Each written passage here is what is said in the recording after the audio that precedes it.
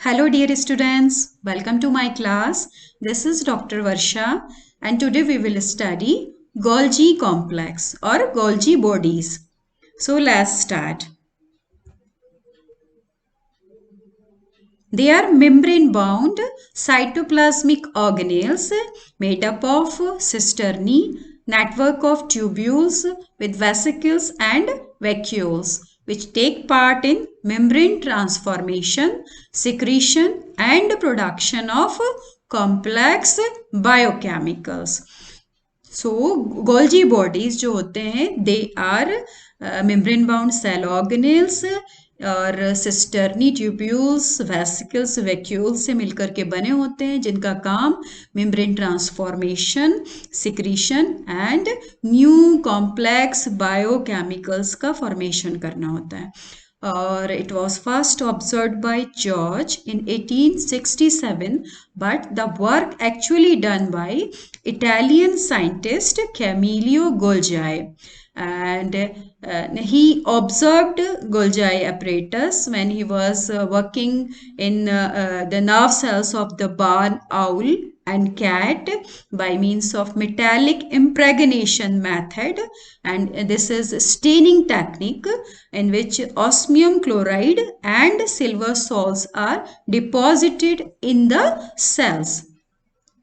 And the secretory activity of Golgi apparatus was first hinted by Nasnov in the year 1923, and the term Golgi complex was introduced in 1956.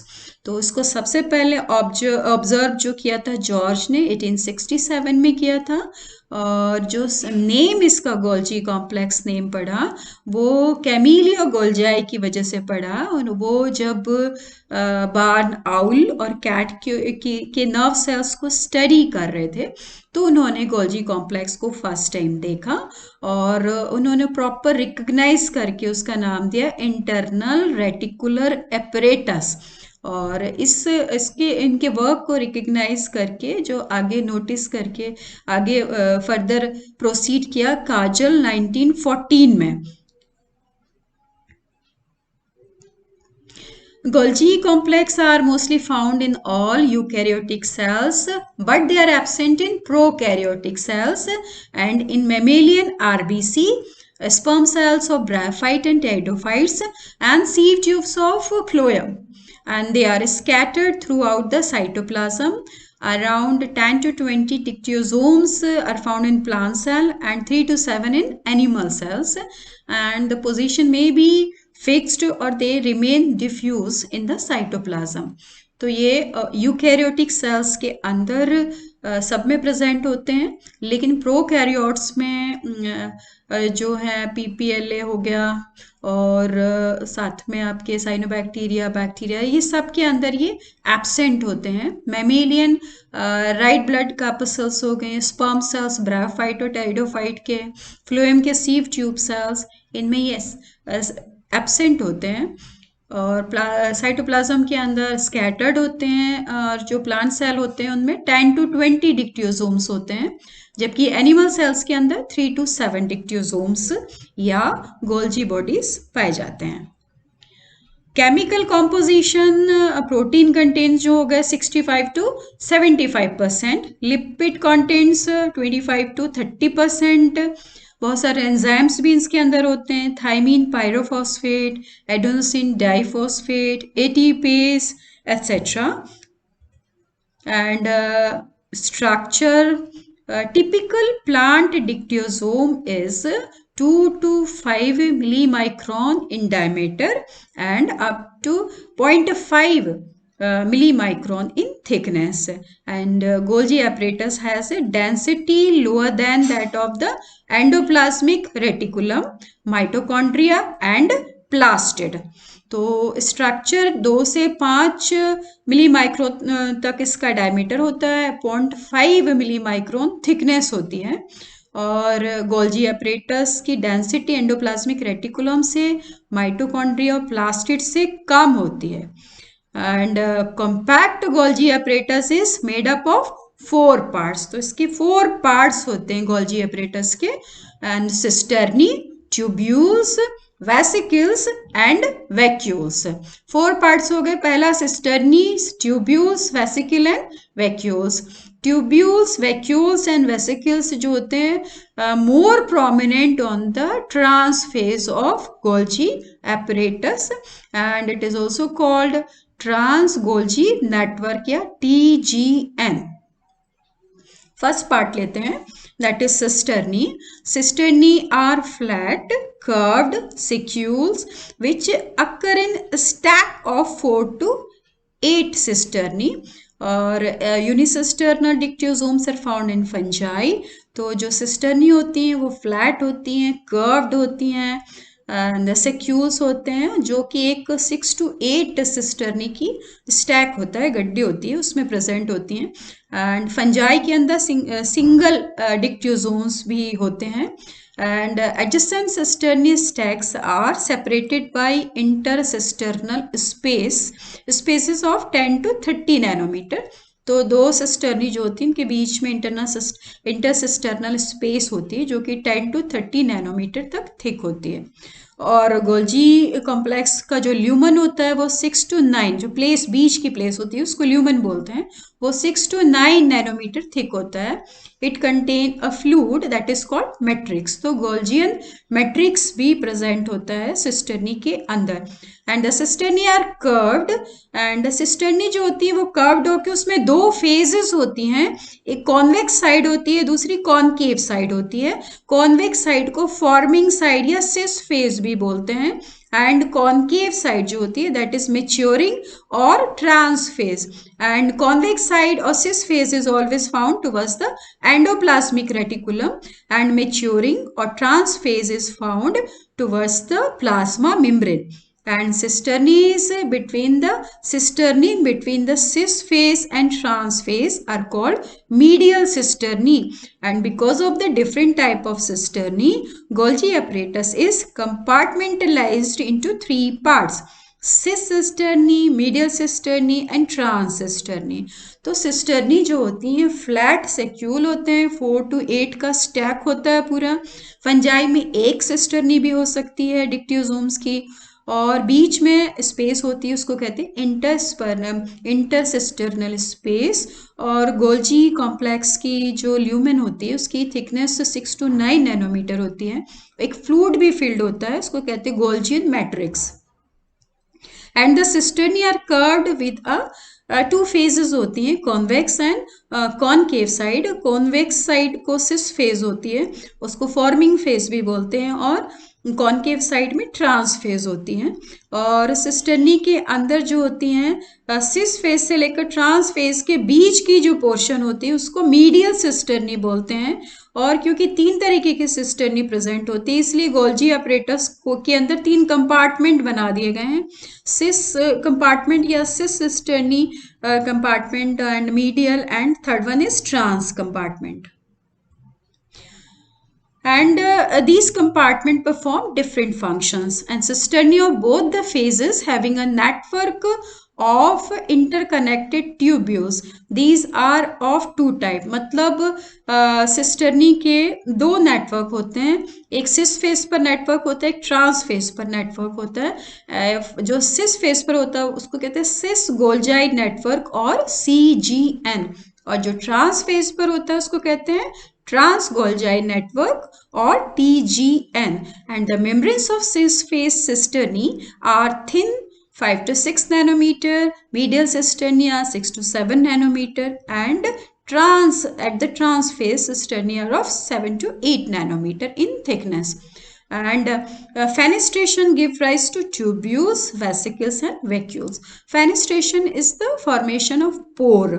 समझ में आया? Pore formation, opening formation is called fenestration. तो fenestration के through ही tubules, vesicles और vacuole का formation होता है। और तीनों सिस्टर्नी का साइज, थिकनेस अलग अलग होती है। सिस फेज में 5 to 6 नैनोमीटर, मीडियल फेज में 6 to 7 नैनोमीटर और ट्रांस फेज की सिस्टर्नी सबसे थिक होती है 7 to 8 nanometre. And transport vesicles of endoplasmic reticulum are received at the cis phase and their content pass into the cis phase and there is flow of the material from the cis phase to the trans phase cisternae and through the medial it is called membrane flow. तो जो भी endoplasmic reticulum से material release होता है वो आकर के enter कर जाता है सिस फेस पर के, वो फिर सिस फेस पर रिसीव होता है और वो कंटेंट पास होता है सिस फेस से ट्रांस फेस की तरफ थ्रू द मीडियल फेज और इसको कहते हैं membrane flow. After being transformation, the elaborated biochemicals are packed in vesicles or vacuoles which are then budded off from the trans phase.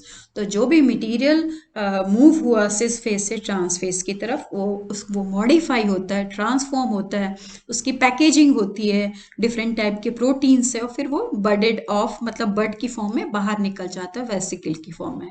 Number 2 is tubules. They are short branch, hollow filament-like structure which form a complicated network on the periphery and maturing trans phase. तो ये short branches होती हैं, network form कर देती है hollow filament के जिसके through transformation होता है, मूवमेंट होती है फ्लूइड की and they develop due to fenestration of cisternae. Diameter around 30 to 50 nanometre and tubules are active in elaboration of secretory product. तो जो सिक्रीटरी वेसिकल्स जहाँ से रिलीज होती हैं. Next is vesicles. Number 3 is vesicles. They are small sac of 70 to 80 nanometer diameter. ये काफ़ी बड़ी होती हैं and which help as swelling, which develop as swelling from the tubules. मतलब small protuberance की फॉर्म में या swelling की फॉर्म में ये tubules निकलते हैं सिस्टर्नी से and all of them are coated with protein. Protein coating help in their budding and protein covering of coated vesicle is of two types. अब जो 80 नैनोमीटर के डायमीटर वाले स्मॉल जो सैक निकलते हैं उनको वेसिकल्स बोलते हैं और ये जो है आगे जाकर के ट्यूब्यूल्स या सिस्टर्नी में स्मॉल स्वेलिंग बनती है, वहाँ से ये वेसिकल्स रिलीज हो जाती हैं. इनके ऊपर कवरिंग होती है, कोटिंग होती है एक और वो प्रोटीन की कोटिंग होती है. तो ये जो कोटेड वेसिकल्स इनको कोटेड वेसिकल्स बोलते हैं. तो protein covering of coated vesicles is of two type. पहली जो कवरिंग होती है वो क्लैथरिन की होती है, दूसरी सीओपी या कोप इस साइटोसोलिक कोट प्रोटीन. ये कोप 1 और कोप 2 दोनों हो सकते हैं, कोटोमर भी बोलते हैं. तो जो इसकी कोटेड वेसिकल्स की कवरिंग होती है वो क्लैथरिन और कोप की होती है. तो जो वेसिकल्स CGN या सिस फेज से और मीडियन फेज से निकलती हैं उनके ऊपर जो कवरिंग होती है वो कोप 1 प्रोटीन की कवरिंग होती है और वो वेसिकल्स जो ट्रांस गोल्जाई नेटवर्क से रिलीज होती हैं उनके ऊपर क्लैथरिन की कवरिंग होती है. And other coated vesicles form secretary vesicles pass directly to plasma membrane and release their content to the outside. तो कुछ वेसिकल्स जो होती है जैसे रिलीज ऑफ म्यूकस हो गया तो कुछ कोटेड वेसिकल्स जो हैं वो सेक्रेटरी वेसिकल की फॉर्म करती है, मटेरियल को पास आउट करती हैं और इनको किसी भी एक्सटर्नल सिग्नल की ज़रूरत नहीं होती है. इस सिक्रीशन को कहते हैं कॉन्स्टिट्यूटिव सिक्रीशन. तो कुछ कोटेड वेसिकल को सिक्रीटरी वेसिकल्स भी बोलते हैं. जैसे जब ये म्यूकस रिलीज करती है तो इन्हें किसी सिग्नल की ज़रूरत नहीं होती है, ऐसे सिक्रीशन को कॉन्स्टिट्यूटिव सिक्रीशन बोलते हैं और इनको कोटेड सिक्रीटरी वेसिकल्स. और दूसरा सिक्रीशन जो होता है वो रेगुलेटेड सिक्रीशन होता है. इस समय जो वेसिकल्स रिलीज होती हैं वो अपने अंदर जो भी मटेरियल है उसको एक्यूमुलेट कर लेती हैं, स्टोर कर लेती हैं और तब तक बाहर नहीं जाती जब तक उनको स्पेसिफिक एक्स्ट्रा सेलुलर सिग्नल नहीं मिलता है. तो another type of secretion is regulated secretion in which the secretory vesicles passes out only in the response to a specific extracellular signal. तो वेसिकल्स जो हैं वो 70 to 80 नैनोमीटर डायमीटर की होती हैं और ट्यूब्यूल्स या सिस्टर्नी से रिलीज होती हैं और ये कोटेड होती है प्रोटीन के थ्रू और जो इनकी कोटिंग होती है वो क्लैथरिन की होती है या कोप की होती है, और जो सिस फेस से रिलीज होती हैं या मीडियन फेस से रिलीज होती हैं उनको उसके ऊपर कोप 1 की कवरिंग होती है, और जो वेसिकल्स रिलीज होती हैं ट्रांस फेस से उनके ऊपर क्लैथरिन की कवरिंग होती है। और सिक्रीजन भी दो तरीके का होता है, कॉन्स्टिट्यूटिव सिक्रीजन और रेगुलेटेड। कॉन्स्टिट्यूटिव सिक्रीजन जब वेसिकल्स निकलती है तो उन्हें किसी सिग्नल की ज़रूरत नहीं होती, वो जैसी निकलती हैं वैसी प्लाज्मा मेम्ब्रेन से बाहर निकल जाती हैं। और जो दूसरी होती हैं वो रेगुलेटेड सिक्रीजन जिसमें होता है, उनको प्रॉपर सिग्नल की ज़रूरत होती है, तब तक वो अंदर ही रहती हैं, फिर सिग्नल मिलने के बाद ही वो एक्स्ट्रा सोलर सिग्नल लेके फिर वो रिलीज करके अपना मटेरियल थ्रो करती हैं। Third one is Golgian vacuoles. They are expanded part of the cisternae which have become modified to form vacuoles, and the vacuoles develop from trans phase. Some of the Golgian vacuoles function as lysosome precursor. तो ये भी cisternae से बनते हैं, expanded part होते हैं उनकी, इनका साइज सबसे बड़ा होता है, which have become modified to form vacuole. तो सिस्टर्नी ही मॉडिफाई होकर वैक्यूल्स का फॉर्मेशन करती हैं। This is the picture of Golgi bodies. Now you can see the structure of Golgi bodies, and this one is cis phase and this is trans phase. तो एक convex side है और एक concave side है। तो this is the convex side, this side is the convex side, it is also called cis phase। और यहाँ पर जो नेटवर्क फॉर्म होता है वो cis Golgi नेटवर्क और CGN इसको बोलते हैं। And the vesicles which are released from the endoplasmic reticulum, they are received at the cis phase. So these are the transport vesicles reaching at the cis phase, and these are sacules of the cisternae, and these are cis cisternae which are around 5 to 6 nanometer thick. The cis phase per cisternae, these are cis cisternae, and the cisternae which is found in the middle portion, these are called medial cisternae which are 6 to 7 nanometer thick, and the cisternae which are found at the trans phase, they are called trans cisternae which are 7 to 8 nanometer thick. So this side is trans phase, and at this side cisterniform network, that is called trans Golgi network or TGN. This is concave side and also called trans phase. So the vesicles released from trans phase are coated vesicles or secretory vesicles. So different type of vesicles are released, and this portion is the intercisternal space, बीच में जो है, या Golgi ground substance, ये जो बीच का place होता है उसको ये भी बोलते हैं। Next is, this is also 3D structure, and these are the vacuoles, cisternae, these are cisternae, and these are vesicles, and this is cis phase and CGN, cis Golgi network, and this is trans Golgi network and trans phase, this is called trans phase. Functions of Golgi complex. तो अब functions हम पढ़ेंगे। First function जो है formation of new cell wall.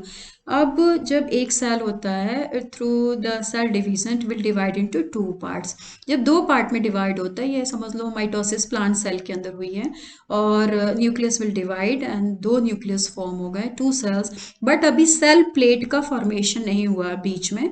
तो function actually क्या करती हैं, pectic compounds of middle lamellae and various polysaccharides of the cell wall are secreted by Golgi apparatus. तो जो सेल के अंदर यहाँ पर सेल डिवीजन हो गया, जब सेल वॉल फॉर्म होनी है यहाँ पर सेल प्लेट के थ्रू, तो वो उस समय जो गोल्जी यहाँ पर गोल्जी बॉडीज थी उनसे बहुत सारे वेसिकल्स रिलीज होते हैं। These vesicles carrying the pectic compounds for the middle lamellary, polysaccharides for the cell wall, and different type of biochemicals which are required for the formation of middle lamellary cell wall.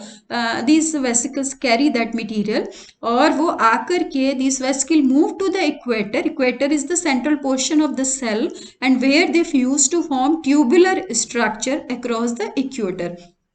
अब यहाँ पर ये आकर के सब इकट्ठी हो जाती हैं और ट्यूबुलर स्ट्रक्चर फॉर्म करती हैं and tubular structure merge to form to plasma membrane of the two daughter cells and completion of cell division and pectins and other substances deposited between the two membrane by exocytosis. तो जितना material था वो सब आपस में मर्ज हो जाती हैं और जो भी मटेरियल था वो सब यहाँ आ जाता है एक्सोसाइटोसिस के through and cellulose is brought to the middle lamellae by exocytosis. तो यहाँ पर सेल मेम्ब्रेन, सेल वॉल और बीच में मिडिल लैमेली का फॉर्मेशन होता है। तो cell wall are formed adjacent to the equator. तो सबसे ज्यादा जो प्लांट सेल्स होती हैं, cell plate is formed in the middle of the dividing cell during the cell division through the fusion of the vesicle produced by Golgi complex. तो यही सारी vesicles जो बीच में cell plate, plasma, new plasma membrane भी बननी है, cell wall बननी है, मिडिल लैमेली बननी है, वो सारा मटेरियल जो चाहिए होता है वो वेसिकल्स कैरी करके लाती हैं और यहाँ डिपॉजिट करती हैं। Next is complex carbohydrate. Most of the complex carbohydrates other than glycogen and starch are synthesized for cell matrix inside the Golgi complex, that is peptide compounds, mucopolysaccharides, hemicellulose, etc. So therefore Golgi apparatus of plants has also been called carbohydrate factory. So this is also 1 mark question for you कि carbohydrate factory किसको बोलते हैं? तो Golgi complex carbohydrate factory बोलते हैं। क्यों बोलते हैं? क्योंकि कॉम्प्लेक्स कार्बोहाइड्रेट जो हैं ग्लाइकोजन और स्टार्च के अलावा भी यहाँ सिंथेसाइज्ड होते हैं जो सेल मैट्रिक्स के लिए ज़रूरी होते हैं, जैसे पैक्टिक कंपाउंड्स, म्यूकोपॉलीसेकेराइड्स, हेमीसेलुलोज एक्सेट्रा। लेकिन सेलुलोज यहाँ नहीं बनता है, ठीक है। तो ये सारी चीज़ें, इसलिए इसको कार्बोहाइड्रेट फैक्ट्री भी बोलते हैं। Number 3, hormones. The production of hormones by endocrine gland is mediated through Golgi apparatus. तो Golgi apparatus endocrine gland को hormones production में mediate करता है। Formation of acrosomes. और ये एक्रोसोम क्या होते हैं? Acrosome is an important constituent of the tip of the animal sperms which help in digesting away the covering sheath of the egg और ovum during the fertilization. And acrosomes जो होते हैं that is the tip of the sperm of the animal cell and sperm of the animals and जब when the sperm penetrate the ovum or egg, the outer covering or outer sheath of the ovum is digested by the acrosome. So these acrosomes are produced by the help of Golgi complex. Even after the formation of the acrosomes, all the Golgi complex are degenerated, so the mature sperm is devoid of the Golgi apparatus. तो जैसे ही acrosome बनाते हैं तो Golgi apparatus जो है उसके अंदर degenerate हो जाते हैं। तो जब मेच्योर स्पर्म को अगर आप स्टडी करते हैं तो वहाँ एक भी गोल्जी apparatus नहीं होता है, वो एक्रोसोम को बना करके डेड हो जाते हैं। Formation of lysosomes. Some of the vesicles of vacuoles of the Golgi apparatus having digestive enzymes obtained through the endoplasmic reticulum in the inactive state. So they combine with endosomes to form lysosomes called lysosomal vesicles. तो ये क्या होता है कि endoplasmic reticulum से बहुत सारा material जो आता है, डाइजेस्टिव मटेरियल आता है वहाँ से, वो इनएक्टिव स्टेट में इनके पास इकट्ठा होता जाता है। अब ये फिर एंडोसोम से कंबाइन करते हैं, फिर वो मटेरियल लाइसोसोम में शिफ्ट हो जाता है। तो ये लाइसोसोमल वेसिकल्स का फॉर्मेशन करते हैं, लाइसोसोम्स के फॉर्मेशन में हेल्प करते हैं। नेक्स्ट इज कनेक्टिव टिश्यूज की जो मैट्रिक्स होती हैं that is also produced by the Golgi apparatus. Secretion and transportation. All glandular cells depend upon the Golgi apparatus for pouring their secretion to the outside. तो जो भी material glandular cells का होता है वो गोल्जी ये वेसिकल्स के through ही बाहर होता है। और secretory material first reaches to the cis phase of the Golgi apparatus and then it is released to the trans phase, and after trans phase they are released from the trans phase in the form of vesicles. So the process of throwing out the fluid substance to the outside of the cell is called reverse pinocytosis or exocytosis. तो जो भी material endoplasmic reticulum से आता है वो वहां से आकर के सिस फेज पर रिसीव होता है और सिस फेज से ये धीरे धीरे ट्रांसफर होकर थ्रू द मीडियन फेज ये पहुंच जाता है ट्रांस फेज पर, और ट्रांस फेज पर जाकर के वो वहां से रिलीज होते हैं in the form of secretory vesicles, और फिर प्लाज्मा मेम्ब्रेन से वो डिफ्यूज आउट हो जाता है, थ्रू हो जाता है बाहर। तो और उसको कहते हैं एक्सोसाइटोसिस या रिवर्स पिनोसाइटोसिस। पिनोसाइटोसिस का मतलब एंट्री अंदर, रिवर्स पिनोसाइटिस का मतलब भी एक्सोसाइटोसिस हुआ। तो formation of membrane, Golgi apparatus bring about membrane transformation, that is converting one type of membrane like endoplasmic reticulum into the type of membrane like selectively permeable membrane of the plasma membrane। तो transformation करते हैं, जैसे अगर endoplasmic reticulum की membrane है तो वो plasma membrane की सिलेक्टिवली परमेबल में कन्वर्ट कर देते हैं। Next is increased surface area. Vesicles which are released from the Golgi apparatus, they fuse with the plasma membrane and help in the increase of the surface area during the growth। तो ये सारी vesicles निकल के plasma membrane से मिल जाती हैं और plasma membrane का एरिया बड़ा कर देती हैं। इसके अलावा जो रूट होती है वो क्या करती है, पेनिट्रेट करती है सॉइल को और आगे बढ़ती है, तो उसके अंदर ऊपर सिक्रीजन रखने के लिए, लुब्रिकेशन रखने के लिए स्लाइम का भी सिक्रीजन करती हैं ये Golgi bodies. Next is packaging and modification of the protein. Whatever released from the rough endoplasmic reticulum, that is transported to the cis phase of the Golgi apparatus. Then in the lumen, inside the lumen of the Golgi apparatus, the molecules are modified. Then they shifted to the trans Golgi network, and from the trans Golgi network they are released to the plasma membrane। और इस तो पूरे shifting में 3 different type की vesicles निकलती हैं इसमें से, according to the depending upon the signal sequence they carry. Now you can see the structure. This is the structure of the nucleus, and at the nuclear membrane, endoplasmic, this is a rough endoplasmic reticulum. You can see the red spots, these are ribosomes, and this is smooth endoplasmic reticulum, there's no ribosomes. So on the rough endoplasmic reticulum, protein synthesis takes place with the help of the ribosomes and messenger RNA inside the nucleus. Process of transcription takes place from DNA.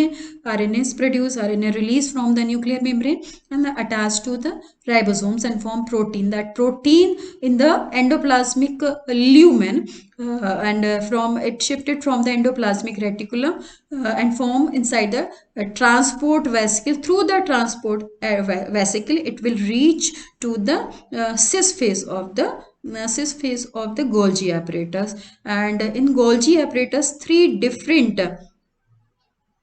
in the Golgi apparatus, 3 different type of parts are found. These are called compartment: cis compartment, medial compartment, and this is the trans phase or transcisterny or trans compartment. So in all the 3 portions, different type of enzymes are found, and the compartmentalization of the Golgi apparatus is advantageous for the separating enzyme. So the proteins which are released from the endoplasmic reticulum, these protein get modified inside the Golgi apparatus, and maintaining constitutive and selective processing steps. Enzymes catalyzing early modifications are gathered in the cis phase cisternae, and enzymes catalyzing later modifications are found in the trans phase cisternae of the Golgi apparatus। तो different type के enzymes होते हैं, जो starting में modification होते हैं वहां पर सिस फेज के एंजाइम्स होते हैं, जो बाद में मॉडिफिकेशंस होते हैं, पैकेजिंग होती है, वो ट्रांस फेज के